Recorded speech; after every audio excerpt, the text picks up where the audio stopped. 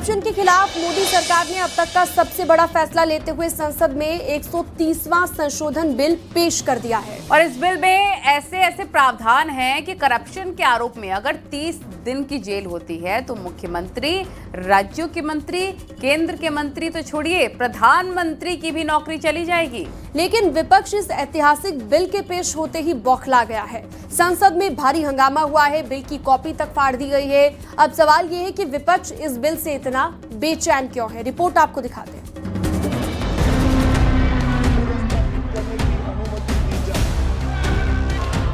मोदी सरकार ने सत्ता में अपराधीकरण को रोकने के लिए बड़ा कदम उठाया है। केंद्रीय गृह मंत्री अमित शाह ने लोकसभा में 130वां संविधान संशोधन बिल पेश किया। इस बिल में प्रावधान किया गया है कि अगर प्रधानमंत्री, मुख्यमंत्री या कोई मंत्री 30 दिन तक लगातार न्यायिक हिरासत में रहता है तो उसे पद से हटा दिया जाएगा। ये कानून केंद्र और राज्यों दोनों के मंत्रियों पर लागू होगा। सिर्फ उन्हीं मामलों में प्रभावी होगा जिनमें अपराध की सजा 5 साल या उससे अधिक है। इसके दायरे में प्रधानमंत्री, केंद्रीय मंत्री, मुख्यमंत्री और राज्यों के मंत्री आएंगे। माननीय अध्यक्ष जी, मैं रिकॉर्ड क्लियर करना चाहता हूं। मुझ पर झूठे आरोप लगाए तब अरेस्ट होने के पहले मैंने नैतिकता के मूल्यों का हवाला देकर इस्तीफा भी दिया और जब तक मैं कोर्ट से निर्देश नहीं हुआ कोई संविधान पद मैंने स्वीकार नहीं किया। ये क्या सिखाते हैं नैतिकता में? हम ऐसे निर्लज्ज नहीं हो सकते कि हम पर आरोप लगे और हम संवैधानिक पद पर रहें। विपक्ष के हंगामे के बीच अमित शाह ने अपने ऊपर लगे आरोपों पर इस्तीफा देने की बात कही। कहा, मुझ पर झूठे आरोप लगे थे तो मैंने मंत्री पद से इस्तीफा दिया था। अब इस बिल के जरिए कैसे हटेंगे मंत्री, ये भी समझिए। लगातार 30 दिन तक जेल होने पर केंद्रीय मंत्री पीएम की सलाह पर राष्ट्रपति हटाएंगे। प्रधानमंत्री को इस्तीफा देना होगा, नहीं तो स्वतः पदमुक्त होंगे। राज्यों के मंत्री सीएम की सलाह पर राज्यपाल द्वारा हटाए जाएंगे और मुख्यमंत्री इस्तीफा देंगे, नहीं तो स्वतः पदमुक्त हो जाएंगे। गृह मंत्री अमित शाह ने जब बिल सदन में पास कराने के लिए रखा तो विपक्ष से कांग्रेस, सपा और टीएमसी के सांसदों ने बिल की कॉपी फाड़कर उड़ाना शुरू किया। विपक्ष के सांसद गृह मंत्री अमित शाह के सामने तक आ गए, लेकिन अमित शाह इस हरकत को नजरअंदाज कर बिल पर बोलते रहे और फिर बिल को ज्वाइंट कमेटी में भेजा गया।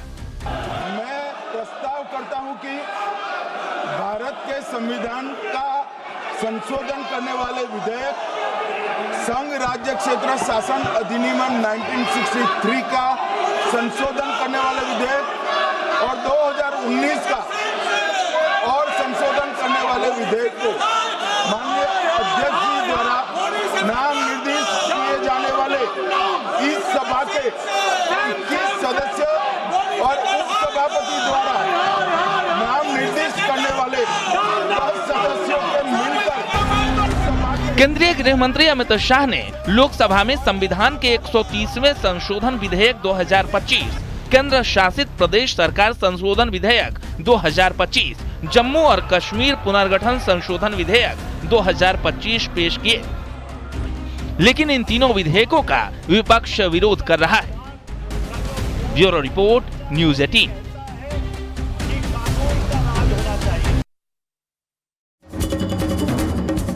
वही विपक्ष इस बिल का संसद से सड़क तक विरोध कर रहा है।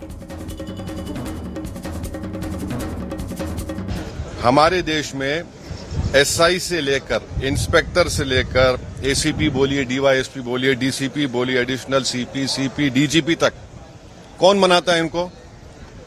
रूलिंग पार्टी बनाती है। आईटी के ऑफिसर कौन बनाता है? ईडी के, सीबीआई को रूलिंग पार्टी बनाती है। आप बताइए फिर कहां इंडिपेंडेंस रहेगा इन लोगों का? आप कैबिनेट के 6-7 लोगों को केस लगाइए, 30 दिन डालिए अंदर जेल में, गवर्नमेंट गिर गई उनकी। भारत का संविधान का जो मूलभूत ढांचा है वो ये कहता है कि कानून का राज होना चाहिए। There should be rule of law, और उस रूल ऑफ लॉ, कानून के राज की बुनियाद है कि आप बेगुनाह हैं जब तक आपका गुनाह साबित नहीं किया जाता। You are innocent until proven guilty.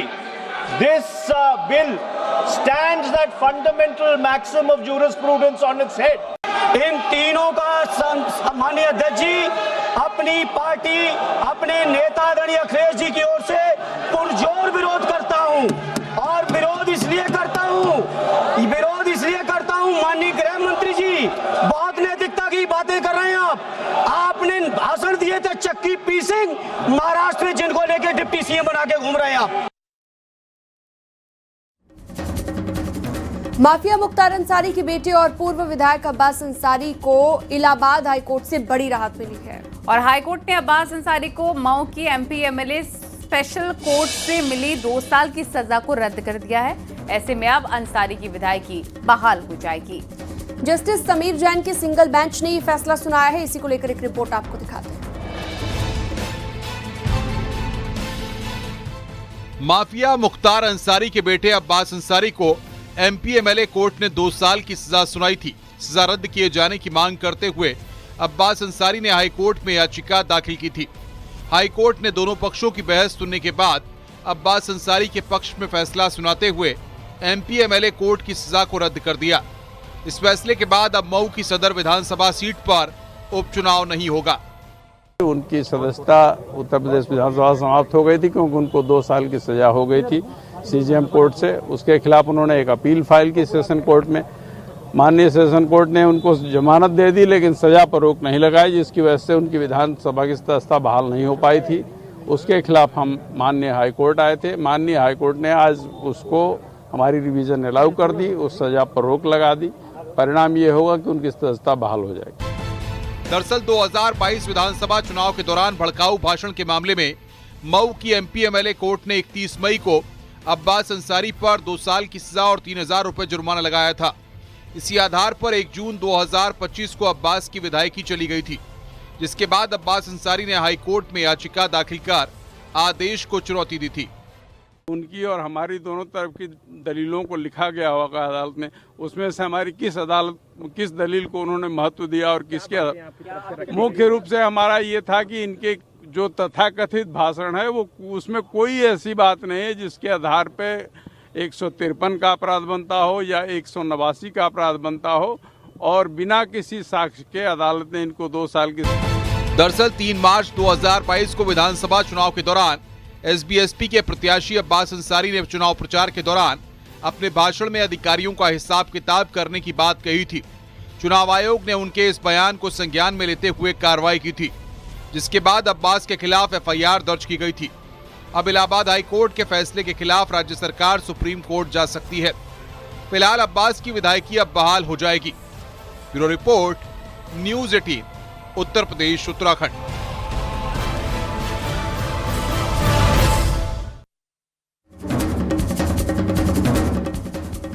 और यूपी में पंचायत चुनाव की सरगर्मियां तेज हो चुकी हैं। भारतीय जनता पार्टी ने विपक्ष को मात देने के लिए कमर कस ली है। बीजेपी ने अपने संगठन को और ज्यादा मजबूत बनाने के लिए मंडल स्तर पर रणनीति बनानी शुरू कर दी है। एक रिपोर्ट आपको दिखाते हैं।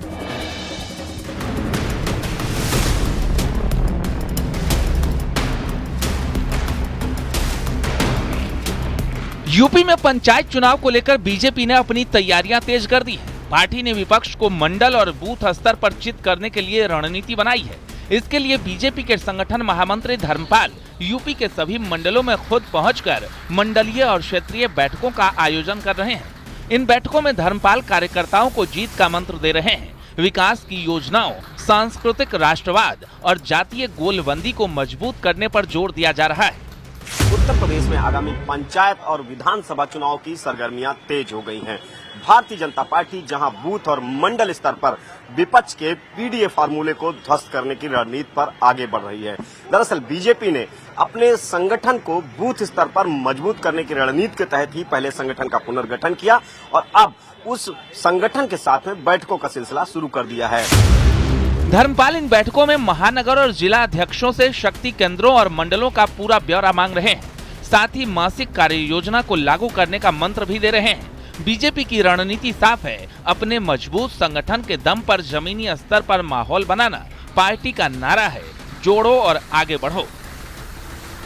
देखिए, पंचायतें लोकतंत्र का मूल आधार है। पंचायतें सशक्त होंगी, पंचायत में लोकतंत्र व्यवस्था मजबूत होगी, तो उसका सीधा असर देश की लोकतांत्रिक व्यवस्था पर पड़ता है। भारतीय जनता पार्टी पंचायतों में लोकतांत्रिक व्यवस्था मजबूत करने पर लगी है। बीजेपी की इन मंडलीय बैठकों का मकसद सिर्फ संगठन को मजबूत करना ही नहीं, बल्कि विपक्ष को हर स्तर पर चुनौती देना भी है। पार्टी का मानना है कि जमीनी स्तर पर मजबूत संगठन और सटीक रणनीति के दम पर वो पंचायत चुनाव में बड़ी जीत हासिल कर सकती है। अब देखना यह है कि बीजेपी की ये रणनीति कितनी कारगर साबित होती है। Bureau report, news 18। महामंत्री संगठन उत्तर प्रदेश के धर्मपाल खुद बैठकें कर रहे हैं। मंडल स्तर पर पहुंचकर उत्तर प्रदेश के 1918 मंडलों की बैठकों की शुरुआत हो गई है और खुद वहां पहुंच रहे हैं भारतीय जनता पार्टी के बड़े नेता और बैठकें करके मंत्र दे रहे हैं कि किस तरीके से विपक्ष के पीडीए के फार्मूले को ध्वस्त करना है। कैमरामैन रवि के साथ संकेत मिश्रा, न्यूज़ 18 लखनऊ। उपराष्ट्रपति चुनाव का सियासी दंगल जारी है। एनडीए उम्मीदवार सीपी राधाकृष्णन के नामांकन के साथ ही उपराष्ट्रपति चुनाव का बिगुल बज गया है। प्रधानमंत्री नरेंद्र मोदी खुद उनके पहले प्रस्तावक बने। नामांकन के दौरान एनडीए के तकरीबन 160 सांसद और वरिष्ठ नेता मौजूद रहे। देखिए।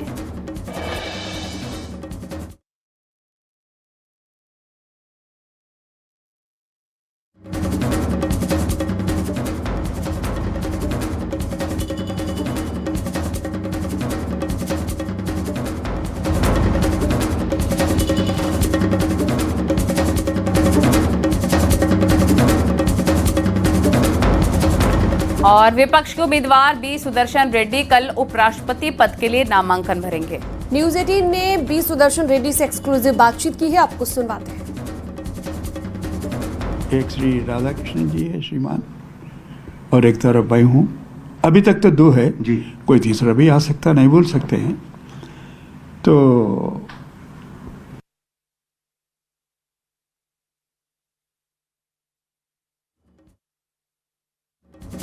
एक श्री राधाकृष्णन जी है श्रीमान, और एक तरफ मैं हूँ। अभी तक तो दो है जी, कोई तीसरा भी आ सकता, नहीं बोल सकते हैं। तो कंटेस्ट तो है,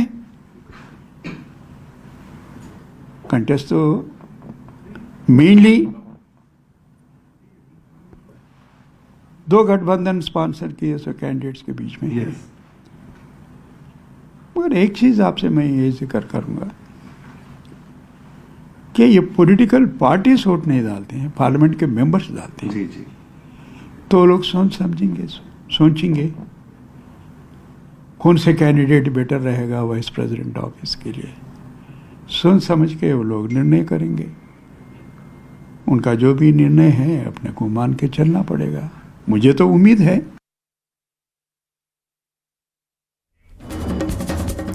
इस समय उत्तर प्रदेश के 3 जिलाधिकारी काफी चर्चाओं में हैं। दरअसल इन 3 आईएएस ऑफिसर्स ने मोर्चा संभाल लिया और यूपी के पूर्व मुख्यमंत्री अखिलेश यादव को जवाब दिया है। जवाब है वोटर लिस्ट पर एसपी अध्यक्ष अखिलेश यादव के सवाल का। देखिए रिपोर्ट।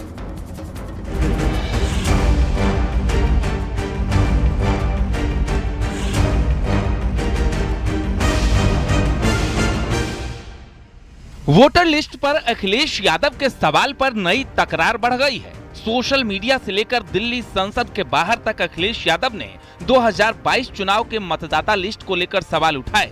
हालांकि अब इन आरोपों पर नया मोड़ आ गया है, क्योंकि यूपी के 3 जिलों के डीएम ने अखिलेश के आरोपों का जवाब दिया है। अखिलेश ने उठाए सवाल। जौनपुर, कासगंज और बाराबंकी के डीएम ने जवाब दिया है। जौनपुर के डीएम ने लिखा है कि आपकी शिकायत गलत और निराधार है। डीएम बाराबंकी ने लिखा, जिनके लिए कह रहे हैं उनका नाम सूची में दर्ज है। हालांकि 3 जिलाधिकारियों के जवाब देते ही अखिलेश यादव ने एक बार फिर पलटवार किया है और कहा कि डीएम को आगे करके चुनाव आयोग बच नहीं सकता और इस मामले की गहन जांच होनी चाहिए। मुझे खुशी है इस बात की कि हमसे हटकर के लड़ाई अब चुनाव आयोग और डीएम के बीच में हो गई है, क्योंकि अभी तक तो चुनाव आयोग ये कह रहा था कि उन्हें कोई सूची नहीं मिली है और डीएम लोग ये कह रहे हैं कि उन्हें सूची मिल गई। तो ये झगड़ा वो हमारा नहीं है, ये झगड़ा है इलेक्शन कमीशन और जिलाधिकारियों को तय करना है कि जो 18,000 वोट की हम लोगों ने सूची दी थी उसमें कितने सही कितने गलत हैं अभी तो डीएम रिपोर्ट लगाएंगे और इलेक्शन कमीशन तय करेगा। उधर ये मुद्दा धीरे धीरे सियासी परवान चढ़ने लगा है। समाजवादी पार्टी के नेता शिवपाल यादव ने चुनाव आयोग पर निशाना साधा है। कहा, जब विपक्ष के बड़े नेता कोई शिकायत की है तो चुनाव आयोग को इस पर संज्ञान लेना था और कार्रवाई करनी चाहिए थी। जब विपक्ष के बड़े नेताओं ने कोई कंप्लेंट की है और ऐसी कंप्लेंट नहीं करी है, पूरा देश जानता है ये वोटों को कटवाते हैं, वोटों की चोरी कराते हैं और बेईमानी करते हैं, पूरे देश को पता है। तो चुनाव आयोग को से गंभीरता से लेना चाहिए। अखिलेश यादव के आरोपों पर बीजेपी ने भी पलटवार किया और उठाए गए सवालों पर तीखा हमला बोला है।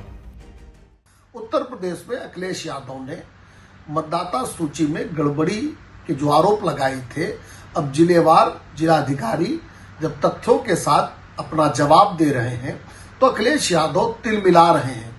अखिलेश जी, हार को स्वीकार करना सीखिए। हार का ठीकरा कभी ईवीएम पर, कभी मतदाता सूची पर और अन्य कारणों पर डालकर हार से नहीं बच सकते। फिलहाल इस मुद्दे पर नया संग्राम देखने को मिलने लगा है। वोटर लिस्ट में गड़बड़ी के जिस मुद्दे को विपक्ष उठा के चुनावी प्रक्रिया को कटघरे में खड़ा कर रहा है, उस मुद्दे में रोचक मोड़ आ गया है। अब देखना होगा कि ये वार पलटवार का दौर कहां थमता है। सपा मुखिया अखिलेश यादव को 3 जिलों के जिलाधिकारियों ने तथ्यों के साथ में जवाब दिया जो उन्होंने ट्वीट किया था। ट्वीट पर ही रिप्लाई किया उन जिलों के जिलाधिकारियों ने बाकायदा तथ्यों के साथ में। यही नहीं, लखनऊ के भी जिला निर्वाचन अधिकारी ने जो अखिलेश यादव ने मुद्दे उठाए थे उनका तथ्यों के साथ में जवाब दिया। यानी कि एक बात साफ है कि जो मुद्दे अखिलेश यादव वोटों में गड़बड़ी को लेकर उठा रहे हैं उनका सीधे तौर पर प्रशासन जवाब देने में जुट गया है। कैमरामैन रवि के साथ संकेत मिश्रा, न्यूज 18 लखनऊ।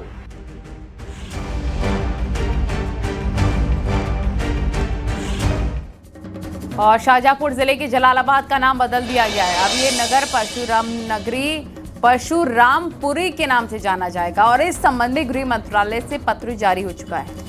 इस पर केंद्रीय राज्य मंत्री जितिन प्रसाद ने गृह मंत्री अमित शाह का आभार जताया। उन्होंने सोशल मीडिया साइट एक्स पर पोस्ट भी किया और लिखा है कि प्रधानमंत्री नरेंद्र मोदी और मुख्यमंत्री योगी आदित्यनाथ के नेतृत्व में आए इस निर्णय ने संपूर्ण सनातनी समाज को गर्व का क्षण प्रदान किया है।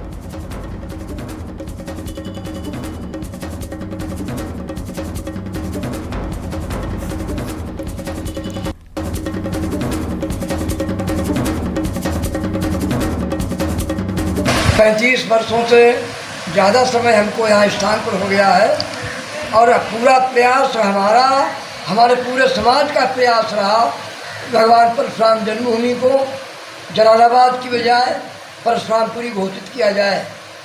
और आज हमारा 35 वर्षों से बराबर लगातार प्रयास रहा, मीडिया के माध्यम से सरकार को संबोधित किया और अपने योगी जी का विशेष रूप से सहयोग रहा इसमें। ये स्थान जब यहाँ पे सब कुछ निर्जन था तब स्थानीय रूप से इस स्थान को जोगी खेड़ा के नाम से जाना जाता था, क्योंकि यहाँ पे कुछ साधु रहते थे। मंदिर यहाँ उस समय से भी था जब यहाँ कुछ भी नहीं था। और प्रयागराज में इसको परशुरामपुरी के नाम से ही इस स्थान को सन 1034 में भी इसकी सारगर्भिता थी स्थान की जी। बाद में एक यहाँ के फर्रुखाबाद के शासक हकीम अहमद खान ने मिडिल पीरियड में इस स्थान को अपने पुत्र जलालुद्दीन के विवाह में अपनी पुत्र वधू को मेहर के रूप में दिया, तो इसका नाम जलालाबाद जो है वो उन्हीं जलालुद्दीन के नाम पे जलालाबाद चर्चित हुआ।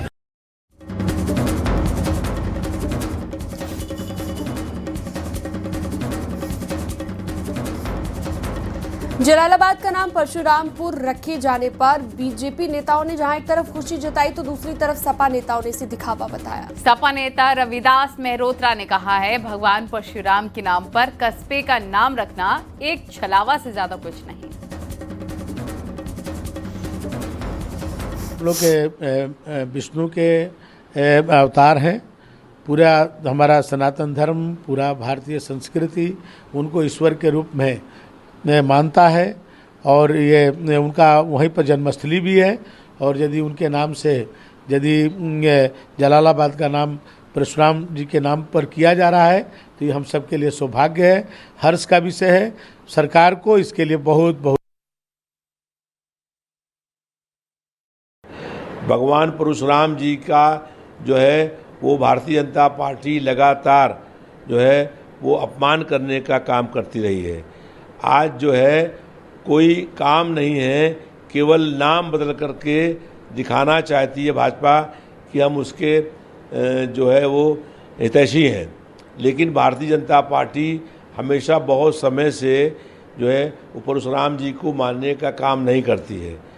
जो परशुराम जी का नाम बदला गया है वो केवल जनता को गुमराह करने का प्रयास है। और गैरसैंण में विधानसभा का मॉनसून सेशन सिर्फ 160 मिनट के अंदर खत्म हो गया। सबसे बड़ी हैरानी की बात यह रही कि सिर्फ 2 घंटे 40 मिनट ही सदन चल पाया। कहने के लिए 2 दिन सत्र जरूर चला, मगर कामकाज नहीं हुआ। विपक्ष अपनी मांगों को लेकर सदन के वेल में प्रदर्शन करता रहा। तो सत्ता पक्ष अनुपूरक बजट समेत 9 विधेयक पास करा ले गया। देखिए रिपोर्ट।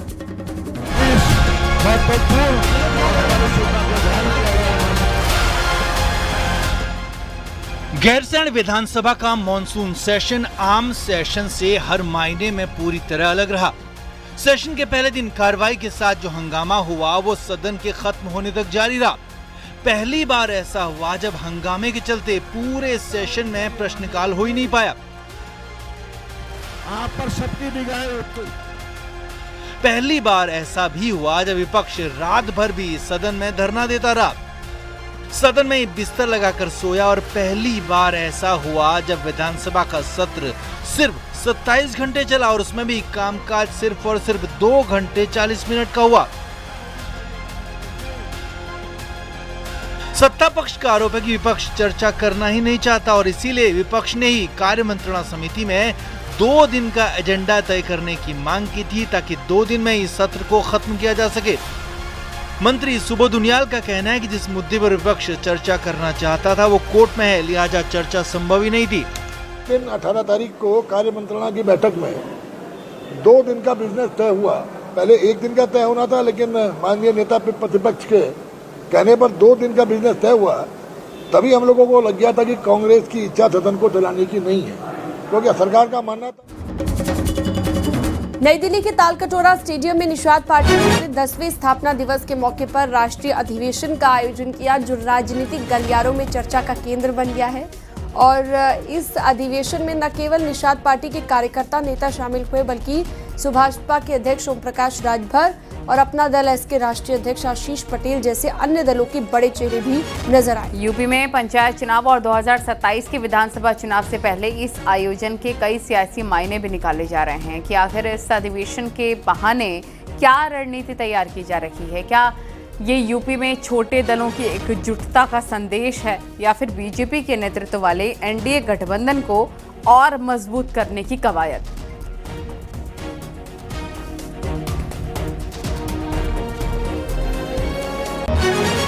खबरें जा रही है, रुकेंगे छोटे से ब्रेक के लिए। आप देखते रहिए न्यूज़ 18।